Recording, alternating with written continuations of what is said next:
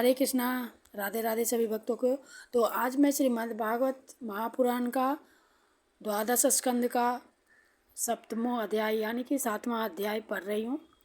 तो पहले भगवान नाम लेना जरूरी है कथा से पहले। श्री कृष्ण गोविंद हरे मुरारी, हे नाथ नारायण वासुदेव। श्री कृष्ण गोविंद हरे मुरारी, हे नाथ नारायण वासुदेव। हे नाथ नारायण वासुदेव, हे नाथ नारायण वासुदेव। श्री कृष्ण गोविंद हरे मुरारी, हे नाथ नारायण वासुदेव। हरे कृष्णा कृष्णा कृष्णा हरे हरे, हरे राम राम राम हरे हरे। हरे कृष्णा कृष्ण कृष्णा हरे हरे, हरे राम राम राम हरे हरे। बोलिए श्रीमद् भागवत भगवान की जय। श्री द्वारिकाधीश की जय। वृंदावन धाम वैकुंठनाथ की जय। बोलिए श्रीमद् भागवत भगवान सद्गुरुदेव भगवान की जय। भगवान वेद व्यास की जय। सुखदेव जी महाराज की जय। जय जय श्री राधे श्याम कृष्णाय वासुदेवाय देवकी नंदनाय च नंद गोप कुमाराय गोविंदाय नमो नमः। नमः पंकज नावाय नमः पंकज मालिने, नमः पंकज नेत्राय नमस्ते पंकजांगे। अथ सप्तमो अध्याय अथर्ववेद की शाखाएं और पुराणों के लक्षण। सूत जी कहते हैं, शौनकादि ऋषियों, मैं कह चुका हूँ कि अथर्ववेद के ज्ञाता सुमंतु मुनि थे। उन्होंने अपनी संहिता अपने प्रिय शिष्य कबंध को पढ़ाई। कबंध ने उस संहिता के 2 भाग करके पथ्य और वेद दर्शक को उसका अध्ययन कराया। वेद दर्शक के 4 शिष्य हुए, शौल्कायनी, ब्रह्मबली, मोदोष और पिपलायनी। अब पथ्य के शिष्यों के नाम सुनो। शौनक जी, पथ्य के 3 शिष्य थे, कुमुद, सुनक और अथर्ववेता जाजली। अंगिरा गोत्रोत्पन्न शुनक के 2 शिष्य थे, बब्रु और संधवायन। उन लोगों ने 2 संहिताओं का अध्ययन किया। अथर्ववेद के आचार्यों में उनके अतिरिक्त संधवायनादि के शिष्य सावर्ण्य आदि तथा नक्षत्र, कल्प, शांति, कश्यप, अंगिरस आदि कई विद्वान और भी हुए। अब मैं तुम्हें पौराणिकों के संबंध में सुनाता हूँ। शौनक जी, पुराणों के 6 आचार्य प्रसिद्ध हैं, त्रैयारुणि, कश्यप, सावर्णी, अकृत, ब्रह्म, वैशंपायन और हारित।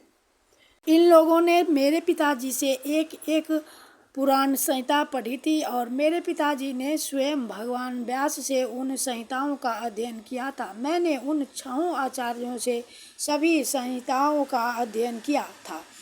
उन 6 संहिताओं के अतिरिक्त और भी 4 मूल संहिताएं थी। उन्हें भी कश्यप, सावर्णी, परशुराम जी के शिष्य अकृत, ब्रह्म और उन सब के साथ मैंने व्यास जी के शिष्य श्री रोमहर्षण जी से, जो मेरे पिता थे, अध्ययन किया था। शौनक जी, महर्षियों ने वेद और शास्त्रों के अनुसार पुराणों के लक्षण बतलाए हैं। अब तुम स्वस्थ होकर सावधानी से उनका वर्णन सुनो। शौनक जी, पुराणों के पारदर्शी विद्वान बतलाते हैं कि पुराणों के 10 लक्षण है: विश्वसर्ग, विसर्ग, वृत्ति, रक्षा, मनवंतर, वंश, वंशानुचरित, संस्था यानी कि प्रलय, हेतु, उति और आपाश्रय। कोई आचार्य पुराणों के 5 ही लक्षण मानते हैं। दोनों ही बातें ठीक हैं, क्योंकि महापुराणों में 10 लक्षण होते हैं और छोटे पुराणों में 5। विस्तार करके 10 बतलाते हैं और संक्षेप करके 5। अब इनके लक्षण सुनो। जब मूल प्रकृति में लीन गुण क्षुब्ध होते हैं तब महतत्व की उत्पत्ति होती है। महतत्व से तामस, राजस और वैकारिक यानी कि सात्विक 3 प्रकार के अहंकार बनते हैं। त्रिविध अहंकार से ही पंच तन्मात्रा, इंद्रियां और विषयों की उत्पत्ति होती है। इसी उत्पत्ति क्रम का नाम सर्ग है। परमेश्वर के अनुग्रह से सृष्टि का सामर्थ्य प्राप्त करके महतत्व आदि पूर्व कर्मों के अनुसार अच्छी और बुरी वासनाओं की प्रधानता से जो यह चराचर शरीरात्मक जीव की उपाधि की सृष्टि करते हैं, एक बीज से दूसरे बीज के समान, इसी को विसर्ग कहते हैं। चर प्राणियों की अचर पदार्थ वृत्ति अर्थात जीवन निर्वाह की सामग्री है। चर प्राणियों के दुग्ध आदि भी उनमें से मनुष्यों ने कुछ तो स्वभाववश कामना के अनुसार निश्चित कर ली है और कुछ ने शास्त्र के आज्ञानुसार भगवान युग युग में पशु पक्षी मनुष्य ऋषि देवता आदि के रूप में अवतार ग्रहण करके अनेकों लीलाएं करते हैं। इन्हीं अवतारों में से वे वेद धर्म के विरोधियों का संहार भी करते हैं। उनकी यह अवतार लीला विश्व की रक्षा के लिए ही होती है, इसलिए उसका नाम रक्षा है। मनु देवता, मनुपुत्र, इंद्र, सप्तर्षि और भगवान के अंशावतार, इन्हीं 6 बातों की विशेषता से युक्त समय को मनवंतर कहते हैं। ब्रह्मा जी से जितने राजाओं की सृष्टि हुई है, उनकी भूत भविष्य और वर्तमान कालीन संतान परंपरा को वंश कहते हैं। उन राजाओं के तथा उनके वंशधरों के चरित्र का नाम वंशानुचरित है। इस विश्व ब्रह्मांड का स्वभाव से ही प्रलय हो जाता है। उसके 4 भेद हैं, नैमित्तिक, प्राकृतिक, नित्य और आत्यंतिक। तत्वज्ञ विद्वानों ने इन्हीं को संस्था कहा है। पुराणों के लक्षण में हेतु नाम से जिसका व्यवहार होता है वह जीव ही है, क्योंकि वास्तव में वही सर्ग विसर्ग आदि का सेतु है और अविद्यावश अनेकों प्रकार के कर्म कलाप में उलझ गया है। जो लोग उसे चैतन्य प्रधान की दृष्टि से देखते हैं, वे उसे अनुशयी अर्थात प्रकृति में शयन करने वाला कहते हैं, और जो उपाधि की दृष्टि से कहते हैं, वे उसे अव्याकृत अर्थात प्रकृति रूप कहते हैं। जीव की वृत्तियों के 3 विभाग हैं, जागृत, स्वप्न और सुषुप्ति। जो इन अवस्थाओं में इनके अभिमानी विश्व, तेजस और प्राज्ञ के मायामय रूपों में प्रतीत होता है और इन अवस्थाओं से परे तुरीय तत्व के रूप में भी लक्षित होता है, वही ब्रह्म है। उसी को यहाँ अपाश्रय शब्द से कहा गया है। नाम विशेष और रूप विशेष के युक्त पदार्थों पर विचार करें तो वे सत्ता मात्र वस्तु के रूप में सिद्ध होते हैं। उनकी विशेषताएं लुप्त हो जाती हैं। असल में वह सत्ता ही उन विशेषताओं के रूप में प्रतीत भी हो रही है और उनके पृथक भी हैं। ठीक इसी न्याय से शरीर और विश्व ब्रह्मांड की उत्पत्ति से लेकर मृत्यु और महाप्रलय पर्यंत जितनी भी विशेष अवस्थाएं हैं, उनके रूप में परम सत्य स्वरूप ब्रह्म ही प्रतीत हो रहा है और वह उनसे सर्वथा पृथक भी है। यही वाक्य भेद से अधिष्ठान और साक्षी के रूप में ब्रह्म ही